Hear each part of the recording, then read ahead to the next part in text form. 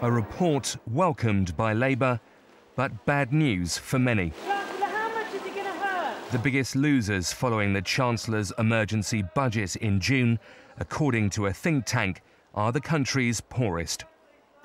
A study by the Institute of Fiscal Studies claiming that George Osborne's tax and benefit changes, leaving the poorest 10% of households over £420 worse off. At the opposite end of the scale, households losing less than £400.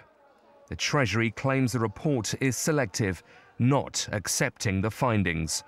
The Chancellor also dismissing claims earlier this month that his budget was regressive. I think it's perfectly reasonable when you're looking at a set of budget measures, a fiscal consolidation plan, to take it in its entirety, take the things that I have to pass through the House of Commons. And I think you take them together, they are progressive across income distribution.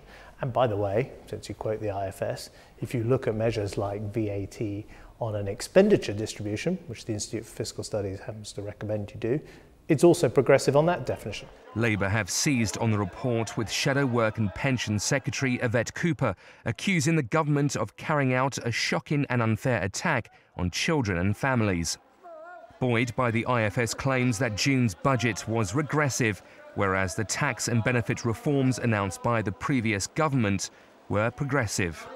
Not taking action, says the government, would have been worse.